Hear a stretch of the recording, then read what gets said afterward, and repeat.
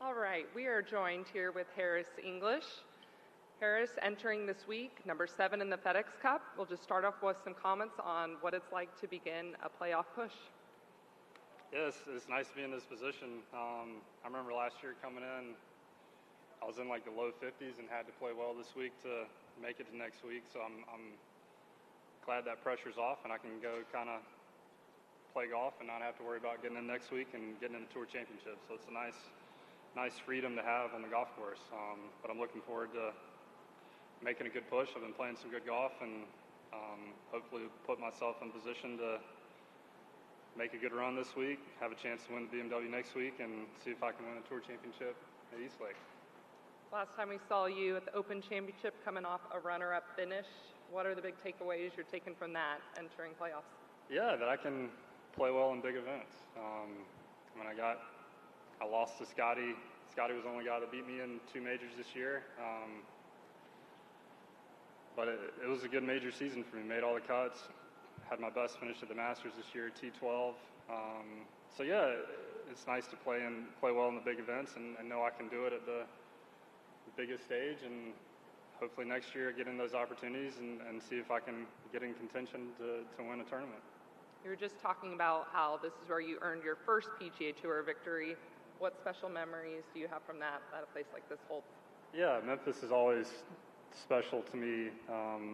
Getting the win back in 2013. I mean, you always remember your wins. I mean, I'm lucky enough to have 5, but your first one is the most special, and I can still remember a lot of those shots I hit coming down the stretch and doing it under that much pressure and making some good putts. You always remember that. Memphis has been really, really good to me, and I didn't grow up here. I went to high school in Chattanooga, about 4 or 5 hours away, but they kind of adopted me and brought me in as kind of one of their own. So I've made a lot of good friends here, and the people that help run this golf tournament are just some of the best people we see all year, and they've been awesome.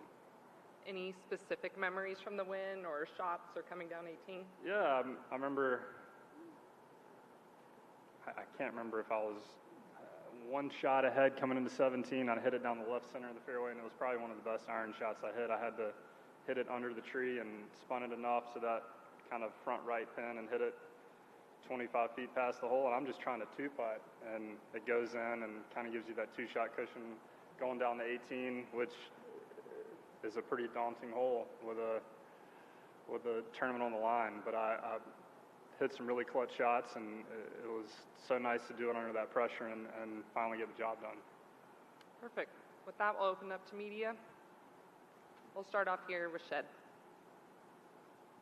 Good morning, sir. Good morning. Is there a part of your game that you have improved on this year that might not actually show up in the statistics, like something you really like better that you've done? A little bit of everything. It's hard to say. I've been practicing a little bit differently. I wouldn't say I've got a 2-year-old now, so I practice way more efficiently than I would. And instead of going out to the golf course for 6 or 7 hours, and yeah, you're doing a lot of work, but I wasn't as efficient as I am now. I've recently started to work with TrackMan. I've never done those types of devices a whole lot. I've been kind of all feel working on shots, but I've used TrackMan to help me dial in my iron game. And for me, I can set up some games on there where I can visualize shots and hit different shots, and it makes it a lot more fun for me. I never really like hitting balls on the range that much. It gets really boring, so it really helps keep me engaged and a task at hand that if I can complete it, I can leave. So I've just been way more efficient with my practice and changing up how I practice a little more, and it's helped on the golf course and tournaments. Bit of an odd question, but we were just talking about your first PGA Tour win, and I was curious, do you remember the first win? And this may go back to when you were a kid, but the first win you ever had, the first tournament you ever won. So I was just actually talking with some of my Pro-Am partners. One of the guys has a kid, 12 years old. He's starting to play a lot of big junior tournaments, and he was talking about the Future Masters, which is kind of down in my neck of the woods in Dothan, Alabama. And that was kind of like a major to me when I was a kid. Like, it was probably 2 hours from my house, but you had a lot of kids. Like, I'd always see the Georgia kids and North Florida kids, but this tournament brought in guys from California, guys from Texas, kind of all over the country.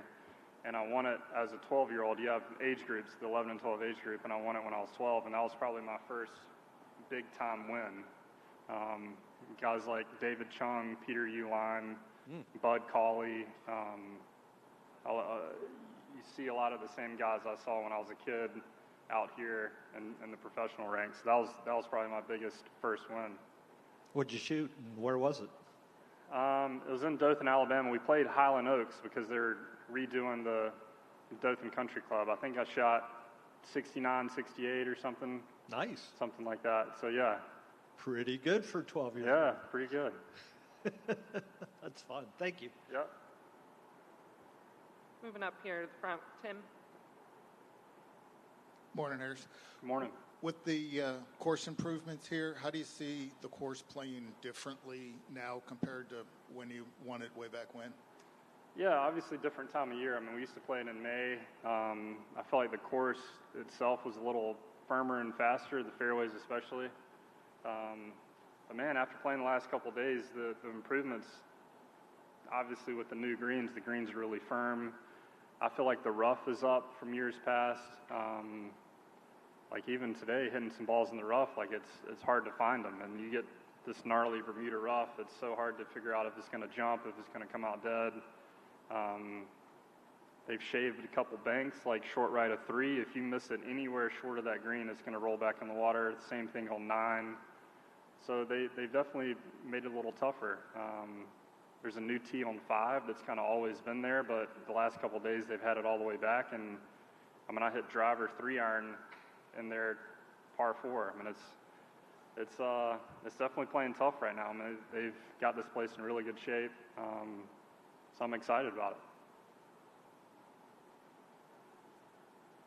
it. And over here on the left, we have Parker. Harris, as a University of Georgia alum, there's been a rise in SEC golfers making waves in the PGA Tour with Jackson Koivun and Michael Sasso at Auburn and Ole Miss. What advice would you give to those guys, and what advice do you wish you could give your younger self coming out of college? That's a good question. I really like that those guys have an opportunity to get out here at a younger age and get to have this experience, because it was way harder when I was coming up. You can have an unbelievable college career and you're not necessarily getting in a lot of PGA Tour events. So to have that pathway of what PGA Tour U has done has opened a lot of people's eyes to how good these kids are coming out of college. I mean, I've known that for a long time coming up through college. You had Ricky Fowler turn pro after his sophomore year. Like, the college golf has always been there. It's just the pathway is a little easier for those guys to get recognized out here and get some experience and getting a chance to play on a big stage. So I'm not shocked at all. I mean, I've known about Jackson Koivun for a while now. I'm a big college golf fan. I keep up with the Georgia guys a lot, so I see them at the SEC Championship every year down at Sea Island. So I've known these kids were good for a long time. It's just awesome to see that they're kind of getting this publicity and getting this experience, because that's the biggest thing out here is how quickly you can become comfortable and know that you're good enough to play out here. And that's what I would tell those guys is not much different than college golf. The courses are a little harder. Obviously the depth of the fields are a lot better, but it's still golf, and the quicker they can become comfortable. And obviously Jackson's had a great run these last few events, and seeing Luke Clanton do really well. I mean, it's awesome to see these young guys, and it definitely pushes me to get better, and I got to pick it up. I mean, I just turned 36, but I feel like I got hopefully a lot more years out here, but it's nice having these young guys come up and push you. Perfect. Harris, thank you for the time. We wish you the best of luck this week. All right. Appreciate it.